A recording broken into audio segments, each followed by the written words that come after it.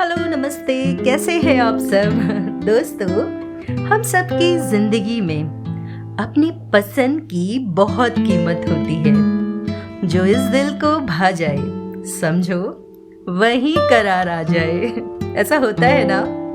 तो आज बात आपके पसंदीदा शहर, गांव, कस्बे या गलियों की। अच्छा, अब एक बार अपनी आंखें बंद करके जरा उस जगह के बारे में सोचिए जिसको सोचकर आपके चेहरे पर मुस्कान आ जाती है। जिस जगह के बारे में सोच के आपको सुकून मिलता है, जो जगह आपको सपने में बार बार दिखती है, वही है आपकी सबसे फेवरेट जगह। पता नहीं दोस्तों, आपके साथ ऐसा होता है या नहीं, पर मेरे साथ पहले अक्सर ऐसा ही होता था कि एक जगह की तरफ मैं ना चाहते हुए भी पता नहीं क्यों खिंची चली जाती थी। मुझे वहां की बोली, पहनावा बहुत खींचता था। मैं कभी समझ ही नहीं पाती थी कि ऐसा क्यों होता था, पर धीरे धीरे मैं सब समझने लग गई। दोस्तों, मुझे राजस्थान हमेशा अपनी तरफ बुलाता था। ऐसा लगता था कि जैसे कोई डोर मुझे राजस्थान की तरफ खींच रही है। और फिर मैं जयपुर पहुंची सालों पहले, और मेरा जयपुर आना जाना शुरू हो गया। लेकिन फिर भी हमेशा सोचती थी कि क्यों राजस्थान मुझे इतना खूबसूरत लगता है। इतने सालों में मैंने राजस्थान का लगभग हर शहर घूमा, फिर भी एक अधूरापन लगता था। ऐसा लगता था जैसे कुछ छूट रहा है। ये शायद वो जगह नहीं है जो मुझे अपनी तरफ खींच रही है।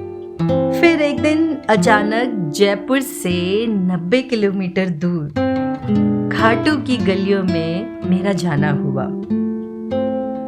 उस दिन खाटू जाकर लगा कि यही तो वो जगह है जिसे मैं तलाश कर रही थी। आज मेरी तलाश यहाँ आकर पूरी हो गई थी। राजस्थान क्यों मुझे खींचता था? फाइनली, जी हाँ, फाइनली मैं अब समझ चुकी थी। छोटी सी जगह थी खाटू। जब मैं पहली बार गई थी, कुछ जानती भी नहीं थी वहां के बारे में। जब रिंगस पहुंची तो लोगों को हाथों में निशान उठाए हुए लेकर चलते हुए देखा। वो निशान हवा में लहरा रहा था। एक अलग सी ही वाइब थी उस रास्ते में। खाटू में बहुत ज्यादा हरियाली नहीं है।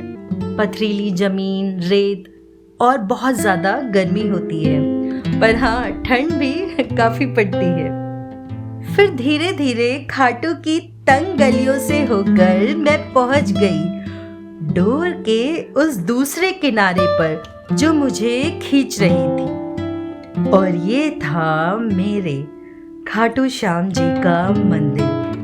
मैं तो इसे अपना मायका ही कहती हूँ अब, क्योंकि जो एक सुकून बेटी को अपने मायके में जाकर मिलता है ना, वही सुकून मुझे यहाँ आकर मिलता है। ऐसा लगता है कि मेरे बाबा मुझसे कह रहे हैं कि तू चिंता क्यों कर रही है, मैं हूं ना हर पल तेरे साथ, जैसे माँ बाप कहते हैं अपनी बेटी से।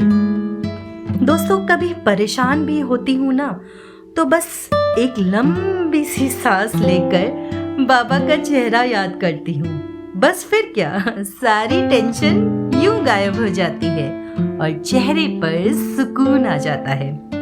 आपको पता है, मैं राजस्थान में जहां भी गई हूँ, मोस्टली जगह कढ़ी कचौड़ी बहुत मिलती है। पर आपको बताऊं, मैंने कभी ये कॉम्बिनेशन कभी ट्राई नहीं किया। पर जब से खाटू की गलियों में आना जाना शुरू हुआ, तो मैं कढ़ी कचौड़ी की दीवानी हो गई। ये खाटू धाम मुझे इतनी एनर्जी से भर देता है कि मैं बोलते बोलते थक जाऊं, मेरे शब्द कम पड़ जाएंगे, पर बाबा की महिमा बता ही नहीं पाऊंगी। दोस्तों, मुझे तो इस पूरी दुनिया में खाटू की गलियों से सुंदर कुछ भी नहीं लगता। ये एक ऐसी जगह है जहां जाने के लिए मैं हमेशा तैयार रहती हूँ। खाटू में हरियाली तो बहुत कम है, पर मेरे बाबा के प्यार की छाव यहाँ बहुत ज्यादा है। खाटू की इन टेढ़ी मेढ़ी गलियों में बस बाबा ही बसते हैं।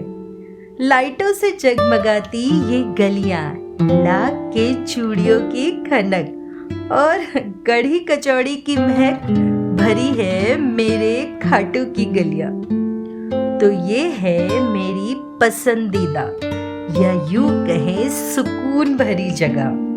मैं तो बस अभी होकर आई हूँ अपने बाबा से मिलकर। अब आपको बताना है कि ऐसी कौन सी जगह है जहां जाकर आप चार्ज हो जाते हैं।